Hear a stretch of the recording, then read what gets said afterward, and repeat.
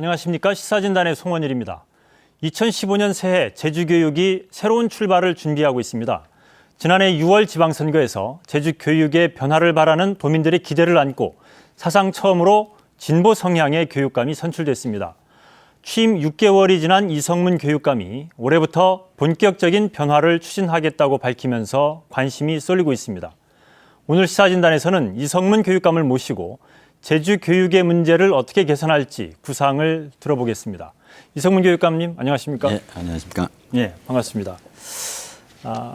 교육감께서는 새해를 맞아 2015년 제주 교육은 교실이다 이렇게 강조를 하셨는데, 이 특별히 교실을 이렇게 중요하게 부각시킨 이유가 있을 텐데 올해 제주 교육의 방향 어떻게 잡고 있는지 말씀을 좀 해주시죠. 조금 전에 말씀드렸다시피 2015년 제주교육의 기치를 2015년 제주교육은 교실이다라고 했습니다. 교실이라는 공간이 우리 아이들과 교사가 만나서 하루 종일 생활을 합니다. 즉 교육의 본질을 찾아가자는 이야기입니다. 우리 아이들이 대부분은 수업을 받고 수업 속에서 생활을 하는데 이 과정이 즐겁고 행복했으면 합니다. 그 순간순간 행복하는 과정들이 모여서 우리 아이들의 삶이 행복으로 가득 차기를 바랍니다. 그러기 위해서 과거와 다른다면 명확히 교육감부터 교실을 지원하는 사람이다. 그리고 교장, 교감선생님, 그 외 모든 행정 라인은 우리 아이들과 교사가 잘 만날 수 있도록 그런 환경을 만들어주는 사람이다 라고 명확히 밝힌 것입니다. 그래서 과거에는 어떤 면에서는 조금은 과학의 성과를 요구하거나 지시하거나 그랬던 것을 덜어내고 지원하는 행정의 방향을 바꾼 겁니다. 즉 기존의 교육 문화를 근본적으로 조금 큰 방향 속에서 변화를 이끌겠다라는 내용이기도 합니다. 그러나 가만히 생각해 보면 너무나 당연한 이야기입니다. 예. 너무나 당연한 이야기인데도 너무나 멀게 이까지 돌아왔던 그런 결과들을 바로잡으려 하고 있습니다. 예. 최근 이 한국 교육의 문제를 지적하는 목소리가 많은데, 특히 뭐 경쟁, 서열, 성적 중심의 이런 학교 현장의 문제를 많이 지적을 하지 않습니까? 그래서 교육감께서도 특별히 교실을 강조하면서 아이들의 어떤 행복한 교실, 행복한 학교, 이 아이들의 행복을 상당히 좀 강조를 하고 있는데 뭐 특별한 의미가 있습니까? 우리가 어렸을 때 동화책을 많이 읽었지 않습니까? 예. 그러면 많은 고생하다가 맨 끝에 한 줄로 정리가 됩니다. 어떻게 정리됩니까?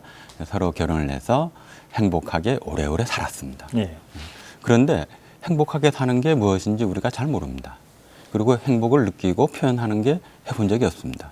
어떻습니까? 우리 송 국장님께서는 행복을 표현해 본 적이 있는지, 아이들에게나 예. 아니면 자기 가족들에게 참 행복하다, 아니면 야 이렇게 해서 참 행복하다, 이런 이야기들을 우리 나눠보지 못했습니다. 예. 그런데 우리 아이들이 이제 100세 이상을 살아갈 아이들입니다. 예. 100세 이상을 살아갈 때 그 과정에 수많은 우여곡절이 있을 텐데요.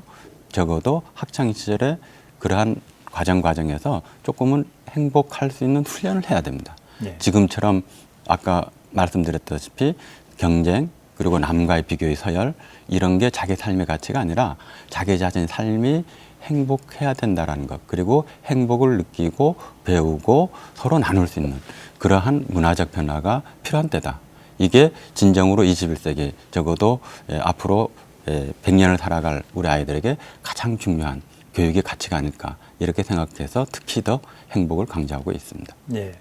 사실 이 아이들이 행복한 학교 모두가 아마 그 동의를 하는 그런 어떤 교육의 목표이자 방향이 아닐까 생각이 드는데, 모두들 공감하면서도 현실을 보면 특히 이제 그 대학 입시 때문에 이런 부담 때문에 일부 학교에서는 뭐 이렇게 공부 잘하는 학생들만 따로 모아놓고 뭐 이렇게 특별히 배려하는 이런 문화도 아직까지 남아있는 현실이고, 그런 상황에서 교육감께서 한 명의 아이도 포기할 수 없다 이렇게 강조하고 있는데, 이런 의미에서 상당히 지금 현실과 이상의 괴리가 큰데 이 문제를 어떻게 극복할지도 상당히 좀 중요한 관심사인데 어떻게 지금 생각하고 있습니까?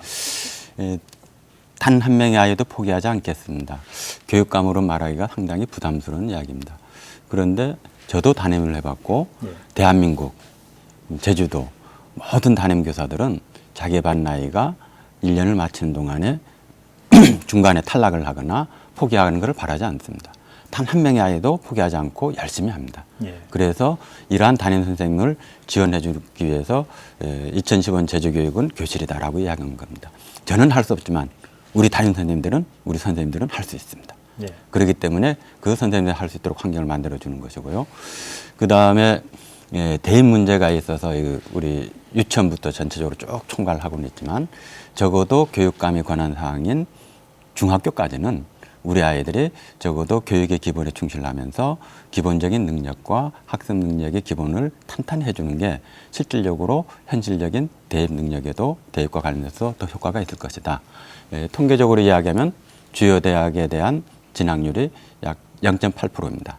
예를 들어서 뭐 서울대, 연대, 카이스트 다 총정원을 합치면 예를 들어서 10,000명이라면 제주도 인구 비율로 따져다면 약 한 120명쯤 들어가야 되는데 지금 약 평균 아직 80명 정도 들어갑니다. 즉 입시 결과도 상대적으로 조금은 떨어진다. 네. 즉 강남을 인정한다 할지라도 1%는 돼야 된다. 이게 저희 기본적인 방향이고요.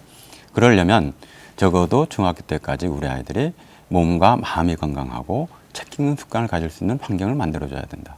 지금처럼 제주도가 과도한 고입 경쟁에 우리 아이들이 중학교 때 소진돼 버려서 고등학교 때 거의 3분의 1이 거의 포기하거나 뭐 수포라는 이야기도 나오고 과목별로는 이러한 현상들을 적어도 최소한 줄이려면 중학교까지는 충분히 교육의 기본적인 바탕이 있고 우리 아이들의 인성과 더불어서 다시 한 번쯤은 꿈과 끼를 키울 수 있는 그런 면에서 자유학계제 같은 경우 대단히 중요하다고 봅니다. 큰 흐름 속에서 우리 아이들이 적어도 중학교 때까지는 몸과 마음이 건강하고 책 읽는 습관을 가지고 그리고 외우가 하나 정도는 습득할 수 있는 환경을 만들자라는 데 있습니다. 예. 그 교육감께서 지금 취임하신 지 6개월이 지나고 있는데 사실 제주교육계에서는 사상 처음 진보 성향의 교육감이 이제 등장했다 하면서 기대 반 우려 반 많은 기대도 있지만 다른 한쪽에서는 또 이렇게 우려스러운 시각도 있는 게 현실입니다. 취임 6개월 동안 이렇게 교육 행정을 이끌면서 나름대로 이런 부분들은 좀 성과가 있었다. 제주교육의 어떤 변화를 위한 나름대로의 작은 성과가 있었다. 어떤 걸 줄 수 있겠습니까? 교육 행정은 지원하는 것이다라는 어쩌면 그 문화의 방향을 튼 것이 가장 큰 성과이고 진전되고 앞으로도 해야 될 과제로 보고 있습니다. 네. 과거에 하고 큰 차이라면 교육감부터 교실을 지원한다. 예. 명확히 선언을 했고요. 그리고 교육과정 운영팀과 교육과정 지원팀으로 구분이 크게 대분할 수 있는데 교육과정 지원 라인에는 교육감부터 교장, 교감선생님 다 있습니다. 그리고 교실에서는 아이들과 선생님들이 충분히 만날 수 있는 환경을 만드는데 우리 같이 노력합시다 라고 하고 있고 그것과 더불어서 그런 방향 속에서 조직 개편도 이루어지고 있고요. 그 과정에 여러 가지 논란이 있습니다만은 저는 문화의 충돌과 소통의 과정으로 보고 있습니다. 어떻든 문화의 패러다임, 교육 문화는 이런 방향으로 간다라고 명확히 선언을 했고 그 선언된 방향 속에 서로가 시선을 맞추는 방향을 통일시켜가는 그런 과정이 가장 큰 성과라고 봅니다. 예. 사실 교육감 취임 이후에 이렇게 발표한 여러 가지 그 공약이라든지 교육 정책을 보면서 한쪽에서는 기대도 있지만 다른 한쪽에서는 좀 우려도 있고 그리고 교육감께서 밝힌 교육 정책을 추진하는 과정에서 일부 지금 그 어떤 반대의 목소리도 등장을 하고 있는데 지난 6개월 평가를 하면서 아쉬웠던 점 어떤 걸 줄 수 있겠습니까? 의회에서 공약상 예산들이 좀 삭감되는 과정들이 있었는데요. 조금 더 의회와 소통이 좀 부족했다. 그리고 충분히 설명하지 못한 부분들이 있었다라는 것들은 아쉬움이 좀 많이 남지만 또 다시 의회와 소통 과정을 거쳐서 그 삭감된 예산들을 다시 추경 때라든지 반영을 하면서 공약상이 정상적으로 추진될 수 있도록 노력들을 하겠습니다. 예.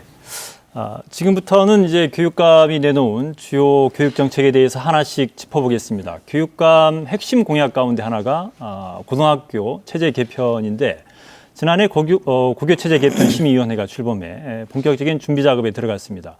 이 고등학교 체제 개편은 많은 학생과 학부모들이 관심을 갖고 있는 제주 교육의 최대 현안입니다.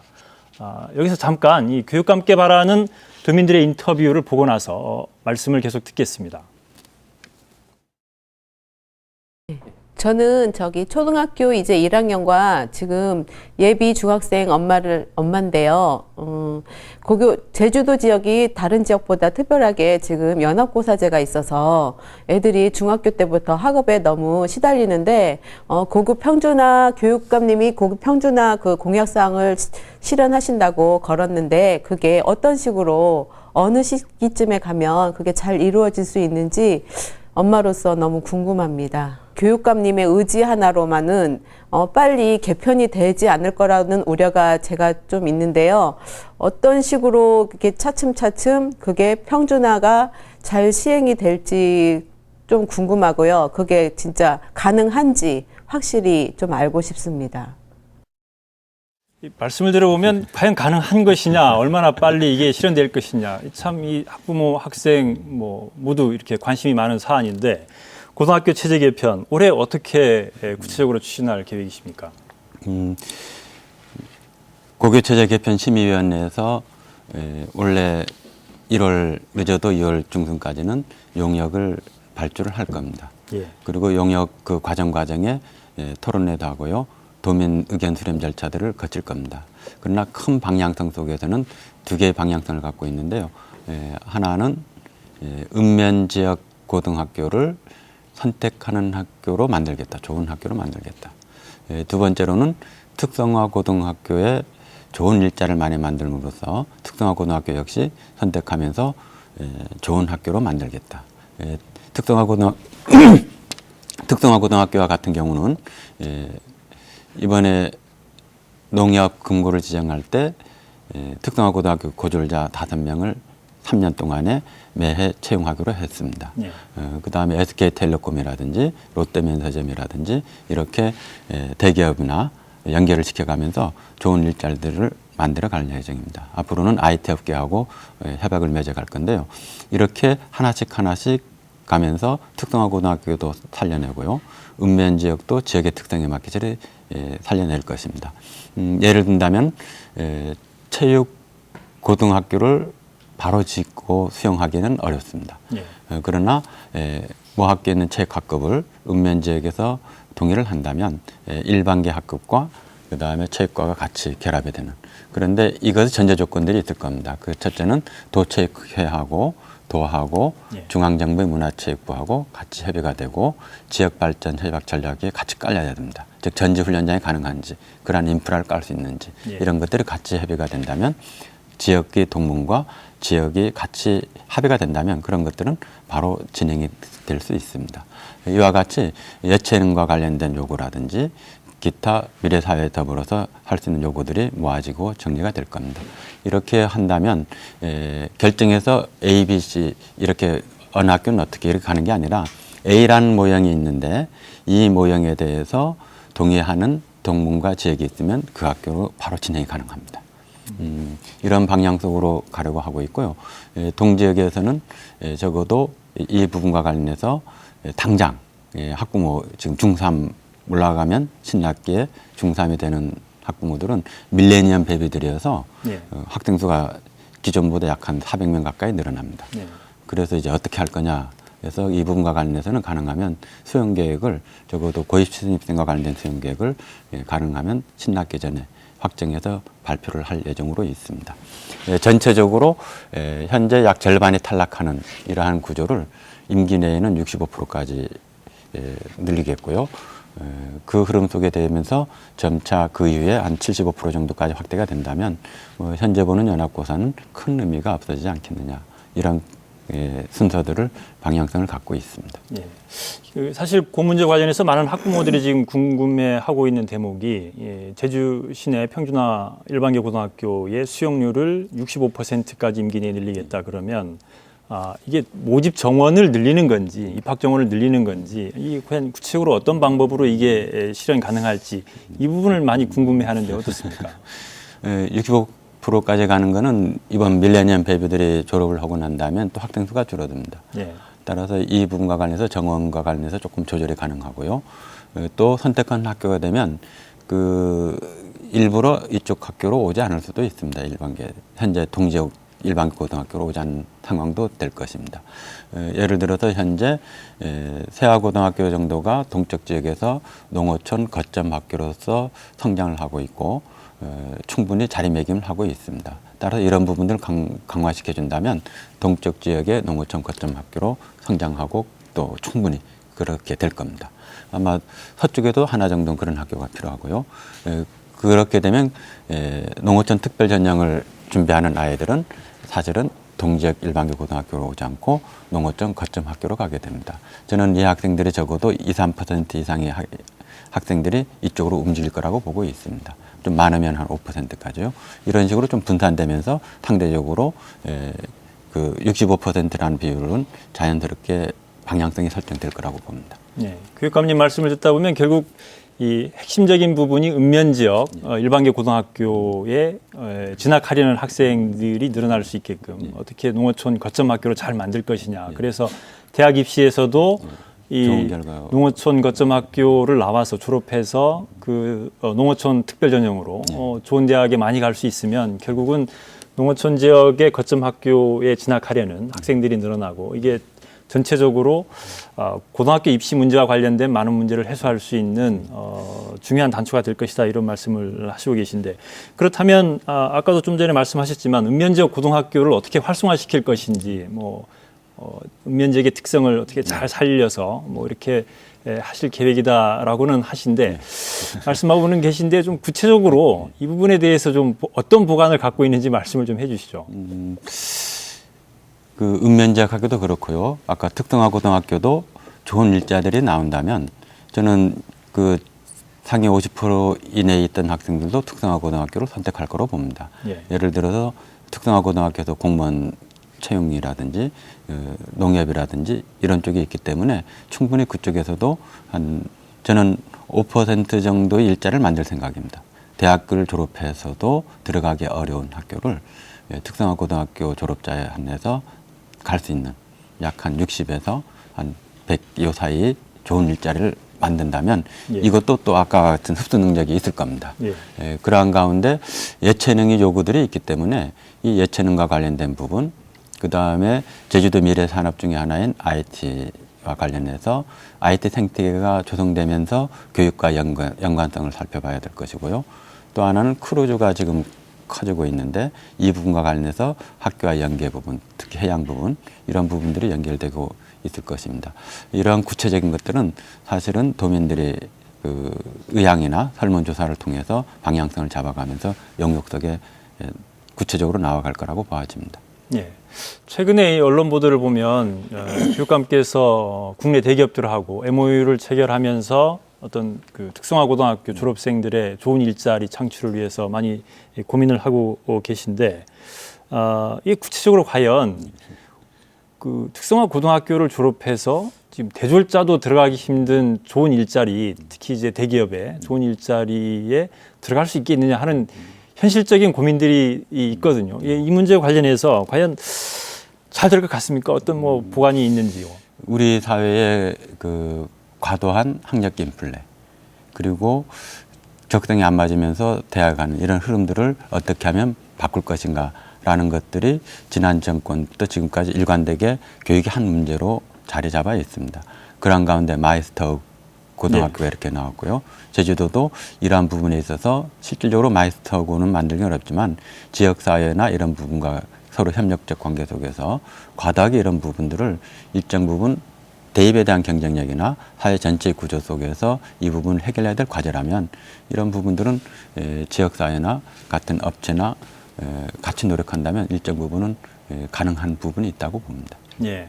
이 고등학교 체제 개편 관련해서 학부모들이 많은 관심을 갖고 있는 문제 가운데 하나가 이 연합고사 과연 폐지할 거냐 존속할 거냐 이 문제 그리고 어느 정도 이 성적을 어떤 방식으로 반영할 거냐에 대한 관심도 많은데 일단 연합고사는 폐지하지 않겠다는 입장을 밝히셨는데 제 임기 중에는 현 상태로 갑니다. 그러나 65%까지는 갈 수 있는 흐름을 만들겠다라는 게 그런 방향성 속에서 일이 진행되고 있습니다.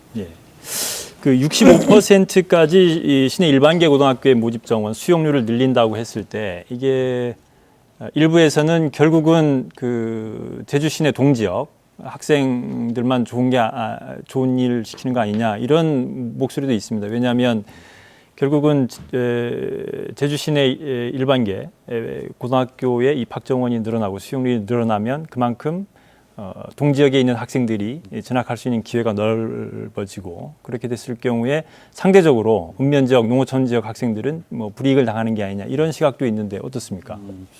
현재 A 고등학교 같은 경우는 학생 정원에 많으면은 70% 이상이 제주시 동지역에서 이동을 합니다. 네. 그리고 B 고등학교 같은 경우는 50% 이상이 제주 동지역에서 이동을 합니다. 네.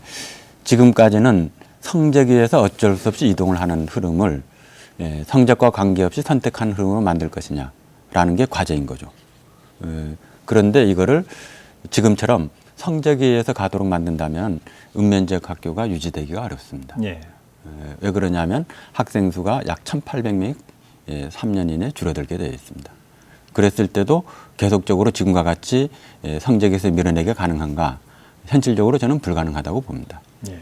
그리고 읍면지역 학교가 통폐합 논란이 생길 수밖에 없다. 따라서 지금부터 읍면지역을 어떻게 선택한 학교로 만들 것인가라는 것이 안이 나오고 지역에서 합의가 돼야 된다. 지금처럼 내버려두면 그대로 유지될 것 같지만 사실은 불가능합니다. 예를 들어서 지금 밀레니엄 베비가 졸업을 해버리면 약 한 1,000명 이상이 줄어드는데 지금처럼 학급당 인원수가 35명 이렇게 내려갈 텐데요.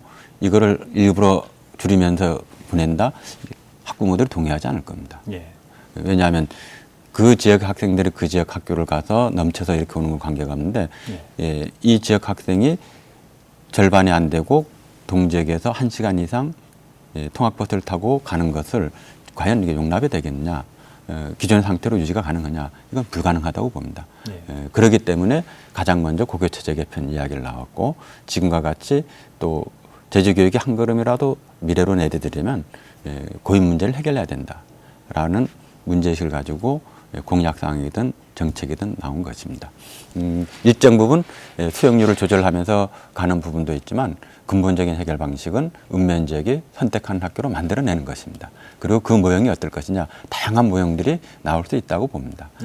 그렇기 때문에 그런 부분들이 용역에서도 많이 찾아낼 것이라고 보고요. 도민들도 그러한 과정에 많이 참여할 수 있다고 보아집니다.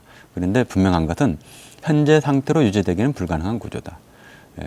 우선적으로 학생 수가 급격히 줄기 때문에 반드시 지금부터 논의해서 합의점을 찾아내야 된다라고 해서 그 출발점 그리고 방향성들이 용역에서 일정 부분 나올 거라고 봅니다. 예. 이 고등학교 체제 개편 관련해서 혹시 뭐 제도적으로 뭐 개선해야 될 사안이 있다거나 아니면 이 어떤 추진 일정 관련해서 상당히 좀 이렇게 많은 분야에서 이런 대책들이 나와야 되는 문제이긴 한데 그래도 어떤 학부모들이 좀 이렇게 그 그림을 그릴 수 있도록 과연 이 고등학교 체제 개편이 어떤 일정으로 하나하나 진행될지 그런 그림을 좀 그릴 수 있도록 구체적인 추진 일정 같은 거를 공개하거나 뭐 이렇게 제시하고 있는 게 있습니까? 용역 보고서에 아마 그 일정들이 일정 부분 나올 거로 봅니다. 네. 내년 올해 늦어도 9월 전에 예. 용역 보고서가 나오면 방향성이 결정이 될 거고요. 그 방향성 속에서 지역 동문과 지역이 합의하면 그 학교는 16년부터 바로 전환해서 가능하고요.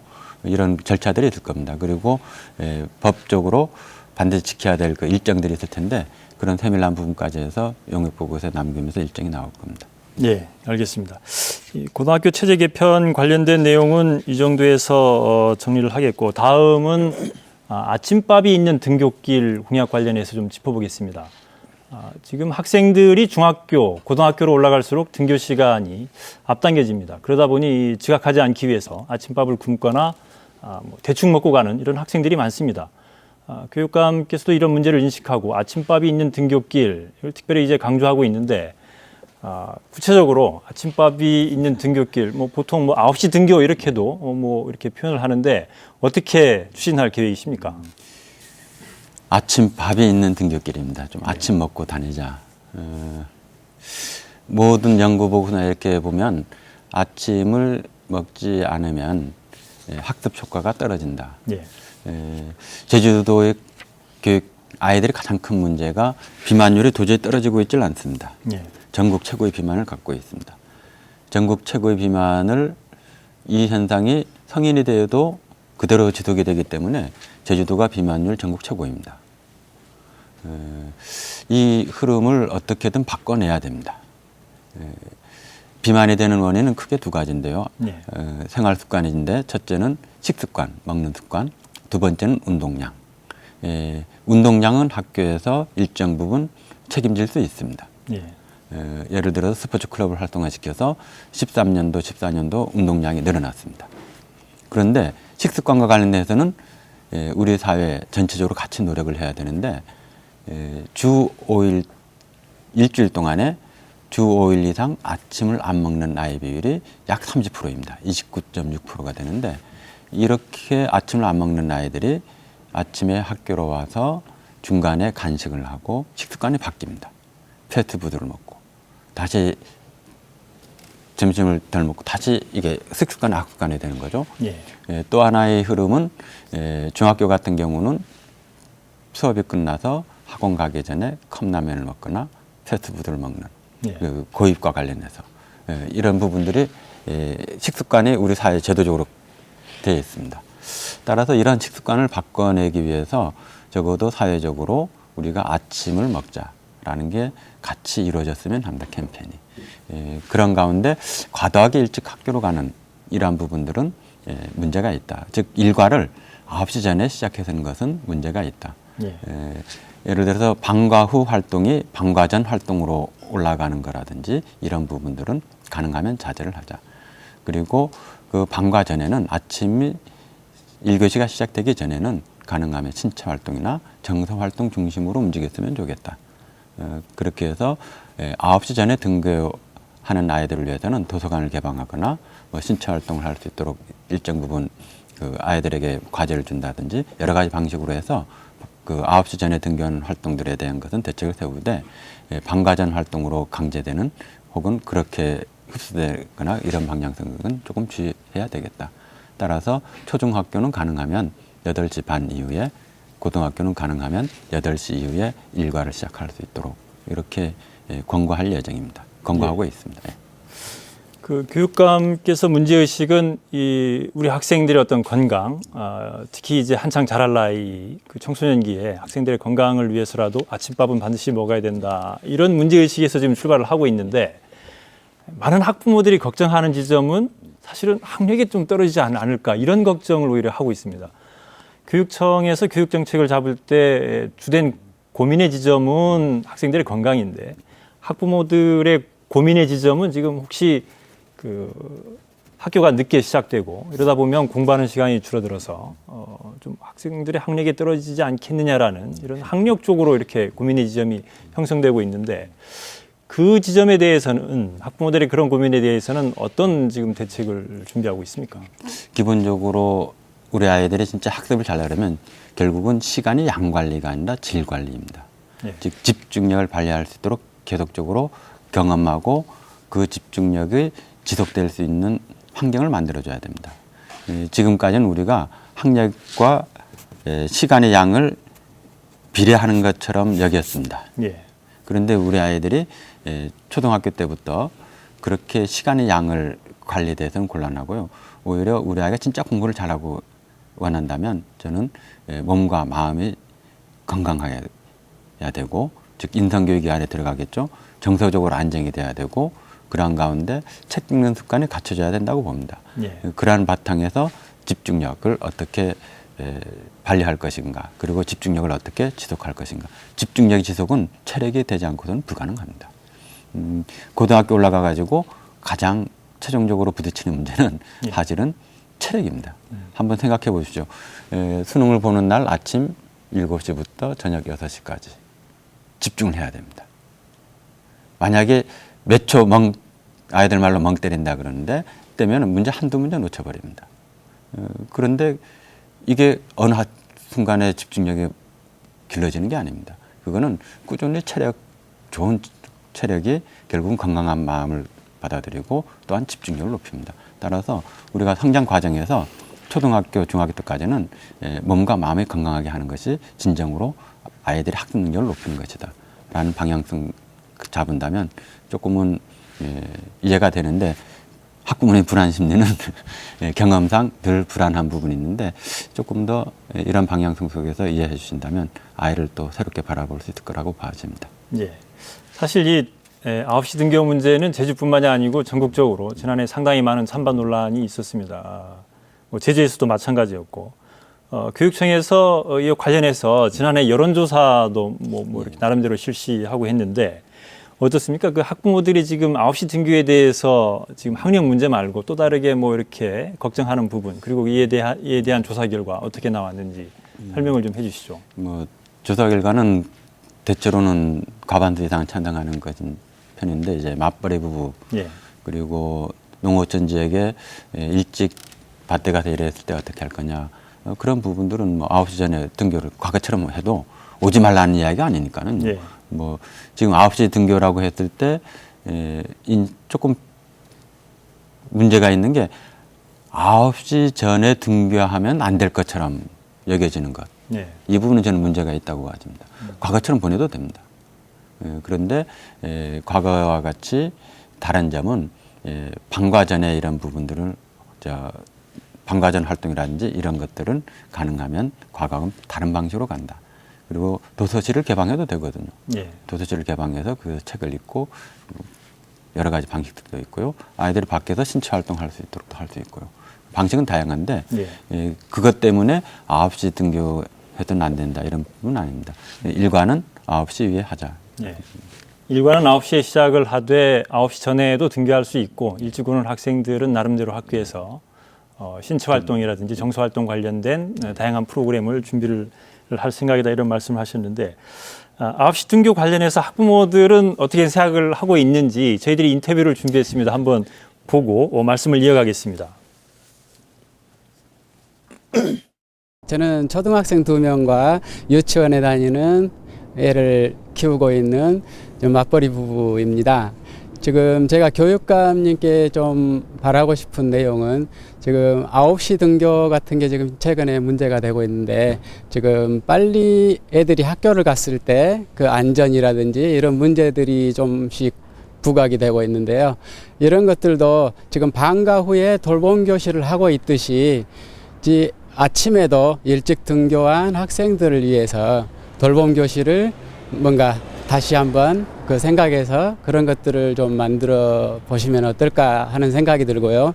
방과 후에 돌봄 교실 같은 경우에도 뭔가 돌봄 교실 시간이 지금 5시 정도로 설정되어 있는 것으로 알고 있는데, 그것을 좀 더 탄력적으로 운영을 해서 부모님들이 실제로 퇴근한 시간 이후인 7시나 8시 정도까지 연장을 해 주실 그런 계획은 없으신지, 이런 것들을 좀.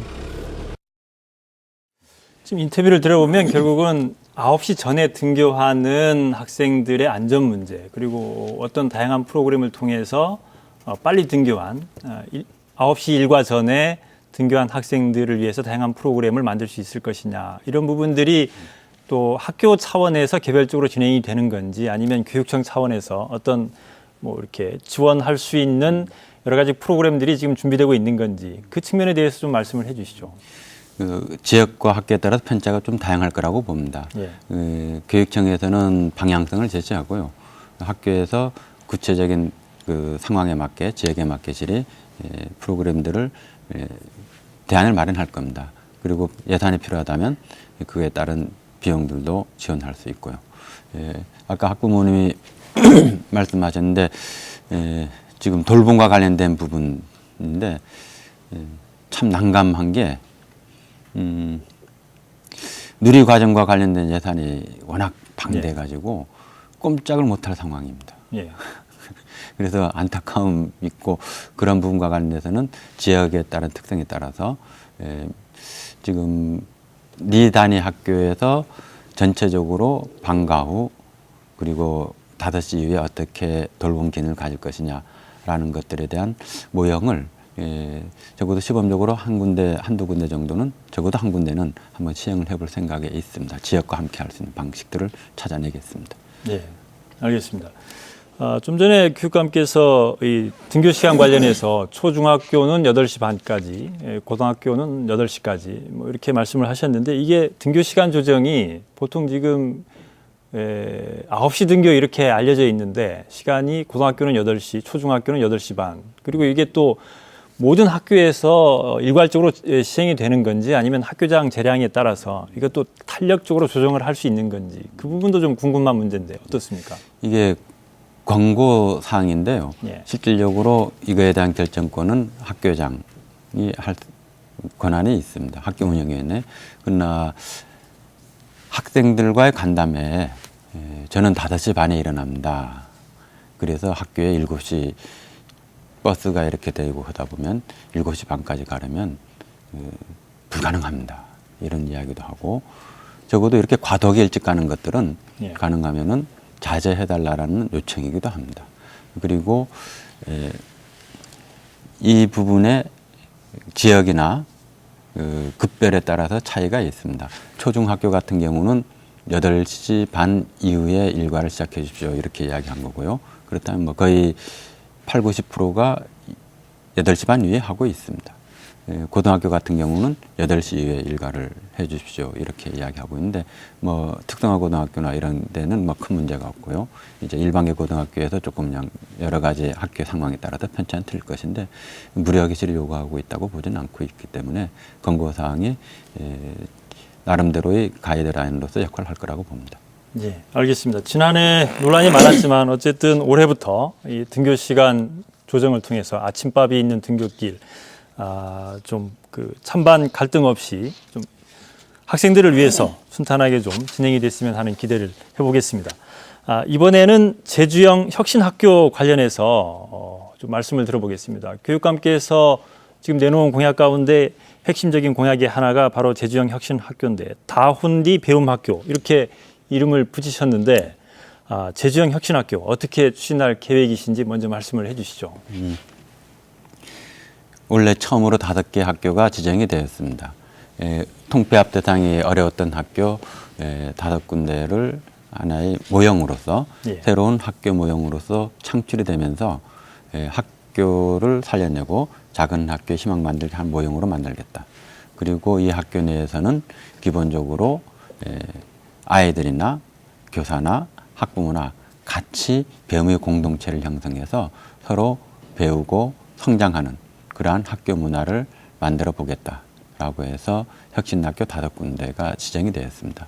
그 중에 무릉초중학교에서 중학교가 초중 혼합 통합학교가 하나 포함이 되어 있고요. 그렇게 해서 중학교 과정까지 일단은 상황을 보고 진전을 본다면 내년에는 또 한 5개 전의 중학교나 특성화 고등학교나 이런 쪽으로 해서 도심 공동학교까지 사례가 성공이 된다면 확대를 할 예정입니다. 예. 5개 학교 아까 무릉 초중학교는 말씀하셨는데 나머지 4개 학교는 어디입니까? 혹시? 예월초등학교, 나북초등학교, 수산, 종달 예. 초등학교 이렇게 되어 있습니다. 어쨌든 현재는 지금 농어촌 지역 소규모 학교를 중심으로 제주형 혁신학교를 시작을 하는데 이 제주형 혁신학교가 기존의 일반 학교와 다른 점 어떤 걸 줄 수 있습니까? 교사가 수업과 아이들 상담과 학부모 상담 전념할 수 있는 환경을 만들어낸다. 그리고 그 과정 속에서 학교의 그 업무 분장이나 이런 것들이 모형이 창출이 될 거라고 보아집니다. 과거하고 기존의 학교에서 했던 여러 가지 장점도 있지만 단점들에 대한 문제점들이 극복이 되어 갈 텐데요. 핵심은 어떻든 교사가 수업에만 전념하게 하자. 그리고 아이들에게 전념하고 학부모와 전념하게 하는 만들자. 그러면서 수업의 변화를 이끌어내야 되겠다. 우리 아이들의 생활이 수업 받는 게 학교 생활이기 때문에 그 수업 과정에 배움의 기쁨을 느낄 수 있도록 수업의 변화를 이끌어내자라는 데 있습니다. 예.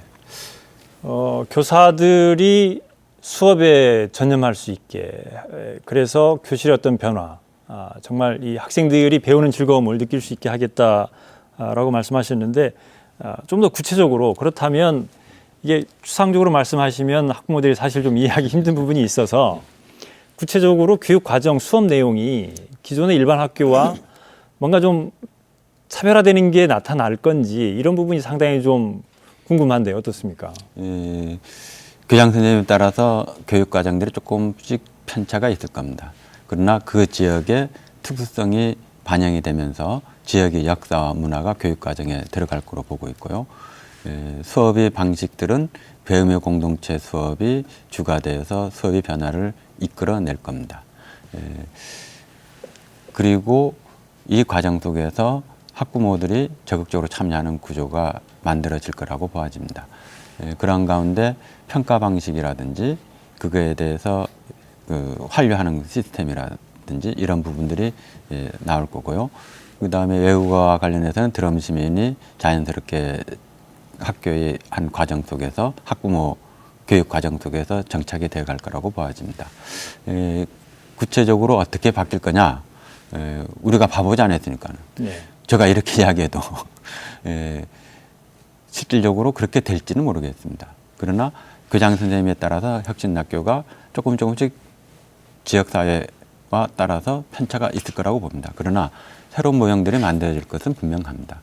그렇게 제안들을 했고 그게 구체적으로 변화의 모습들은 적어도 한 6개월 지나면 저는 그 변화의 모습들을 확인할 수 있지 않겠나 이렇게 봅니다. 네, 그만큼 어떤 그 학교장의 재량에 따라서 기존 학교에서 가르치는 뭐 수업 교과목이라든지 뭐 수업 시수 이런 부분들이 상당히 좀 탄력적으로 변화를 줄 수 있는 그런 여건이 제공된다는 겁니까? 법적으로 자율학교이기 때문에 제주특별법 자율학교에 근거해서 지정이 된 거기 때문에 그 자율적인 그 교육과정 편성이나 이런 부분은 상당히 자유스럽습니다. 따라서 그 50%의 변화를 줄 수 있는데 교장 선생님이 경영 철학에 따라서 조금씩 편차가 있을 거라고 봐집니다. 예. 이 제주형 혁신학교가 성공하기 위해서는 어쨌든 그 교육의 주체인 선생님 그리고 교육 프로그램 이런 부분들이 상당히 많이 좀 달라져야 되고 또 보완돼야 되고 또 이를 위해서는 교육청의 지원도 대폭 강화돼야 될 것 같은데 이 문제와 관련해서 교사와 교육 프로그램의 어떤 변화를 위해서 교육청의 지원 정책 어떻게 지금 준비하고 있습니까? 기존의 아이 좋은 학교가 자율학교로서 일정 부분 성과를 내었습니다. 예. 그런데 이 성과의 바탕에는 두 가지가 전제되고 있는데 하나는 예산의 지원, 약 한 1억. 예. 그 다음에 2차 되면 뭐 다시 뭐 6, 7천만 원 이렇게 되는데 이게 지속 가능하냐라는 논란이 있었고요.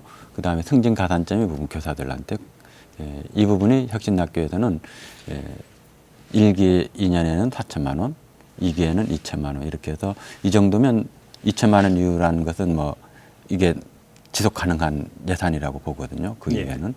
그 다음에 승진 가산점이 없습니다. 예. 따라서 현재 빠졌을 때 새롭게 교사들이 그러한 것들을 충원할 수 있겠는가라고 했을 때 이러한 부분에 대한 문제점이 제기가 돼서 승진 가산점이 없습니다. 그러면서 과연 교사들의 자발성을 이끌어낼 수 있겠느냐라는 게 과제인데요. 저는 적어도 가르치는 보람을 가지면서 열심히 헌신적으로 자발적으로 할 수 있는 교사들이 충분히 있다고 봅니다. 따라서 그 변화를 이끌어낼 수 있는 것은 실질적으로 교장 선생님의 능력이라고 보고요. 가능하면 교육청에서는 자율학교, 혁신학교의 교장 선생님이나 선생님들이 충분히 활동할 수 있도록 개입은 하지 않고 지원 요청이 오면 그 지원 요청에 따라서 충분히 지원을 할 예정입니다. 예. 어쨌든 제주형 혁신학교도 올해 사실상 본격적인 출발을 하는 상황인데 제주교육에 새로운 변화의 바람을 불어넣을 수 있기를 기대해 보겠습니다. 이번에는 그 재학력 평가, 뭐 저희들이 일제고사 이렇게 많이들 표현을 하는데 재학력 평가와 관련해서 말씀을 좀 들어보겠습니다. 교육감께서는 경쟁과 서열의 이런 문화 대신에 배려와 협력 이런 부분을 상당히 지금 강조를 하고 있습니다. 재학력 갖추기 평가가 그동안 장점 단점 서로 간에 찬반 논란이 뜨거운 사안인데 재학력 갖추기 평가 어떤 문제가 지금 있다고 보시는지 그리고 또 어떻게 개선할 계획이신지 말씀을 좀 해주시죠. 재학력 평가가 장점이 있습니다. 그 장점이라는 것은 기존에 우리가 갖고 있는 성적과 관련해서 자기 위치를 전도 단위에서 파악할 수 있다라는 장점이 있습니다. 그런데 이게 남하고 비교를 과연 이렇게 해야 되는가? 적어도 초등학교에. 그리고 이게 진정으로 아이들이 학습 능력, 잠재적 능력을 키워주는 것인가 했을 때는 다르게 보고 있습니다. 제주도에 태어난 아이들이 어떤 과정을 거치냐면 초등학교 때는 재학력 평가의 문제 유형에 맞춰서 학원을 다니고 문제를 풀이하고 중학교 가서는 연합고사의 문제 유형에 맞춰서 문제를 풀고 학원을 다니고 수업을 받고 고등학교 가서는 수능 출제 경향에 맞춰서 수업을 받고 문제 풀고 이렇게 단순화시키면 이렇게 해서 졸업하는 우리 아이들이 과연 얼마나 자존감이 있고 자기 자신이 평생 학습 능력이 있을 것인가 라고 했을 때 초등학교에서는 적어도 책 읽는 습관을 만들기 위해서 어떤 방향의 평가가 돼야 될 건가. 기존의 재학력 평가는 아니다. 기존의 방식대로는 아니다. 평가 방식이 기본적으로 학교 교실의 수업 변화를 이끌어냅니다. 이와 같은 평가 방식으로는 수업이 전환을 이끌어내지 못하겠다. 그렇다면 어떠한 평가를 해야 되느냐? 진정으로 기본 학습 능력 평가가 돼야 되지 않겠느냐? 저는 평가 방식이 다양할 수 있는데 몇 가지 안 중에 뭐 기본적인 프로젝트 수업을 할 수 있는 기본 학습 능력을 간단히 몇 문항 그리고 서술식 단답형으로 몇 문항 정도 내고 나머지는 실질적으로 프로젝트 학습 속 과정을 평가하는 방식이 있습니다. 그런 방식도 있고 여러 가지 평가 방식들이 있을 수 있는데 수업의 변화를 이끌어낼 수 있도록 이 부분과 관련해서 모형을 만들어서 11월 달에는 실시를 할 예정입니다. 그러나 기존의 재학력 평가 같은 방식은 아닙니다. 그리고 그 평가 방식의 문제와 평가의 결과들을 공유할 수 있도록 사생활과 관련된 부분 좀 빼고요. 이런 것들을 학교로 전파도 하고 그럴 생각입니다. 교실의 변화를 이끌어내기 위해서는 평가하는 방식을 바꿔야 된다. 그래서 이제 어떤 방식의 평가가 중요한가 이게 상당히 좀 관심사인데 그렇다면 재학력 갖추기 평가는 그러면 지금 어떻게 폐지하는 쪽으로 방향을 잡는 겁니까? 아니면 어떻게? 이미 폐지라기보다는 개선해서 변화가 된 거죠. 기본 학습 능력 평가로 대체됩니다. 네, 알겠습니다.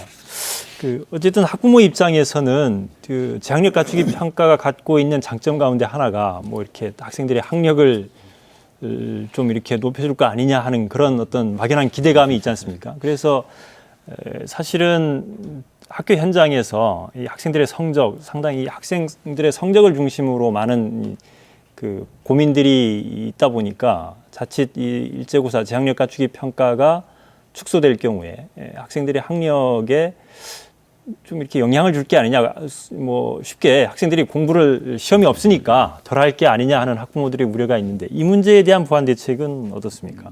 시험은 있고요. 평가 방식이 다른 거죠. 지금 국가에서도 요구하고 있는 게 성취평가입니다. 성취평가라는 것은 서열을 매기는 게 아니죠. 즉 서열을 매기는 게 아니라 과거의 나와 현재의 나와 미래의 나를 비교할 수 있고 성장할 수 있고 진취적이고 도전적으로 만드는 겁니다. 이게 교육적입니다. 지금 재학력 평가의 이야기는 어떤 면에서는 서열을 남과의 비교만을 이야기하는 건데 재학력 평가 대부분 80% 이상이 90% 이상이 올라갑니다. 이거는 사실은 그 학력 저하고는 관계가 없는 거고요.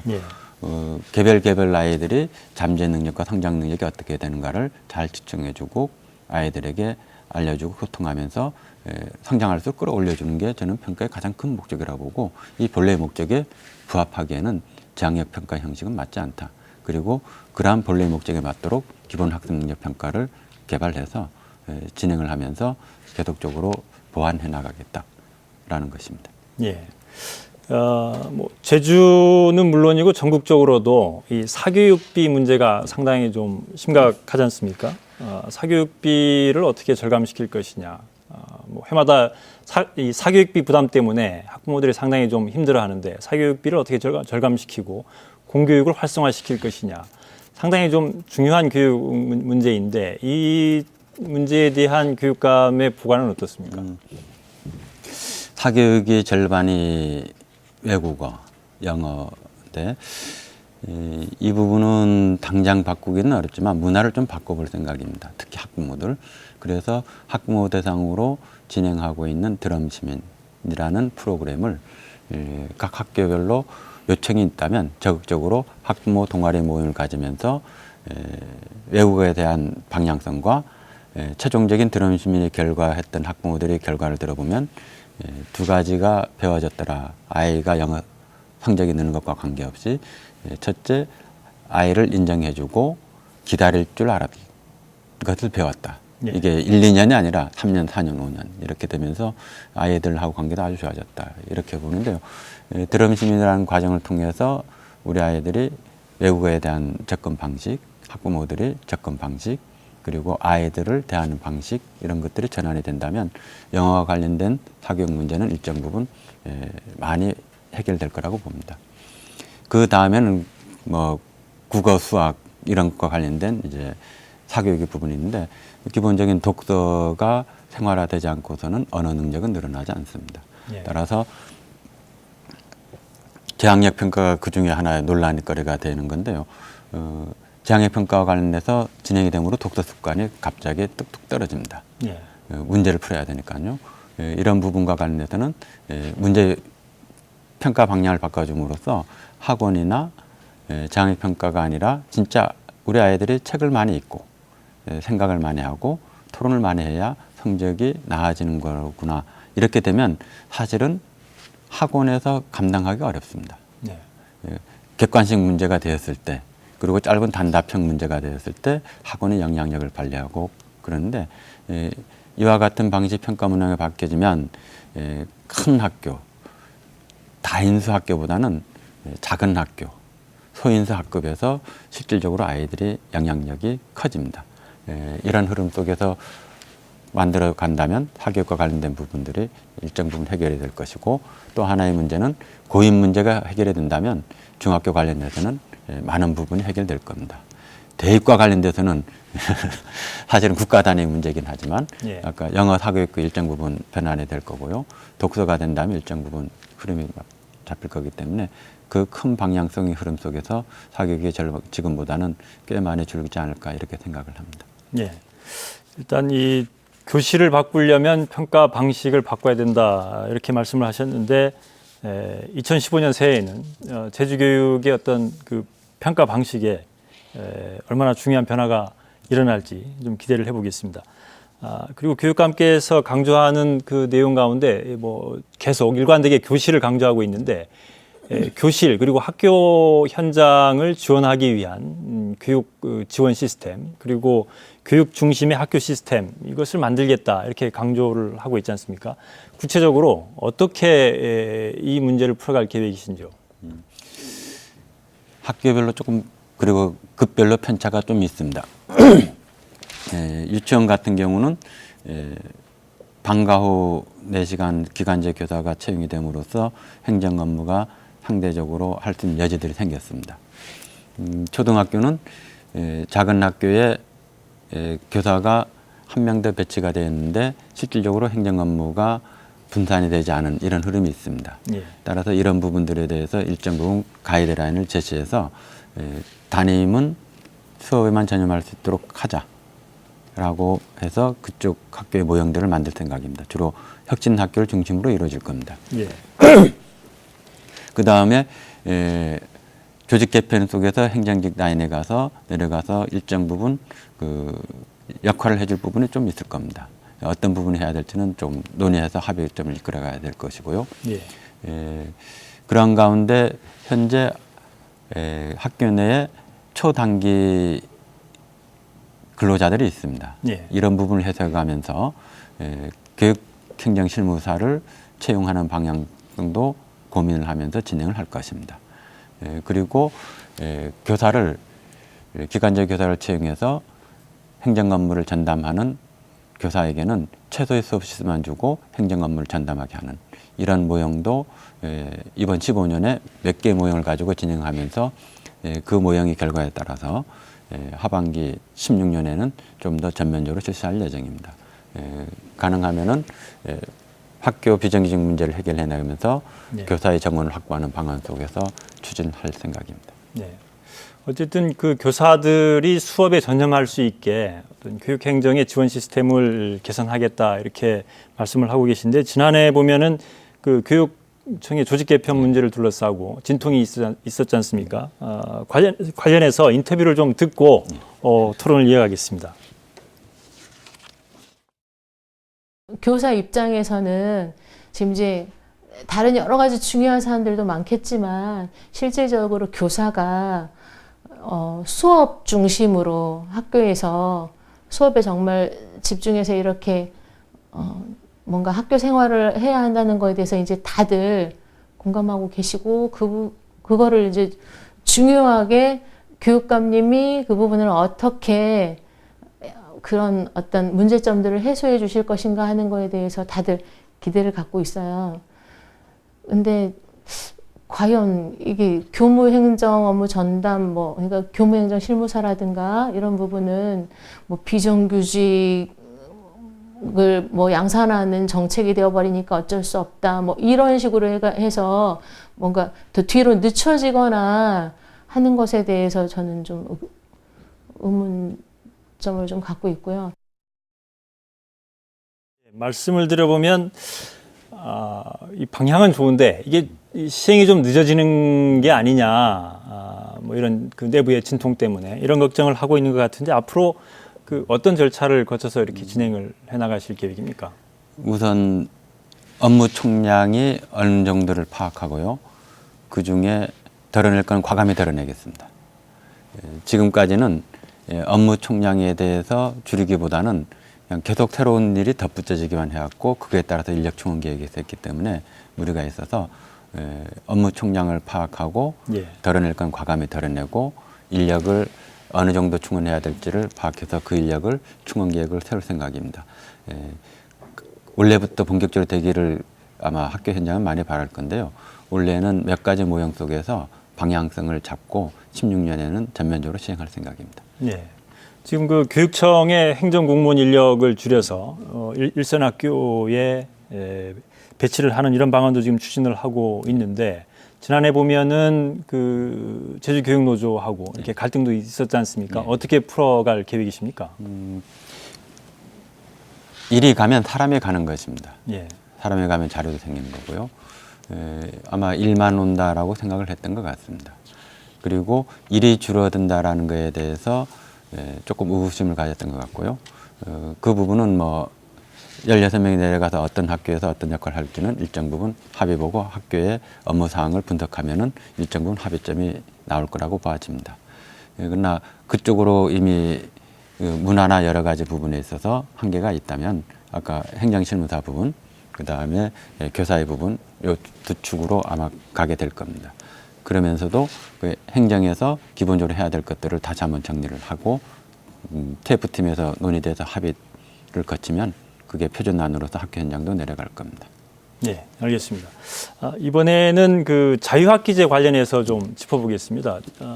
제주에서는 이제 전국 처음으로 모든 중학교에 대해서 지금 지난해 자유학기제가 시행이 됐는데 상당히 좀 처음 도입하는 제도였던 만큼 학부모들의 관심도 높았고 걱정도 많았습니다. 어떻습니까? 어떻게 평가를 하고 있습니까? 아이들은 좋아하고 예. 부모님들은 좀 불안하고 그런데 큰 방향성 속에서는 제대로 가고 있다.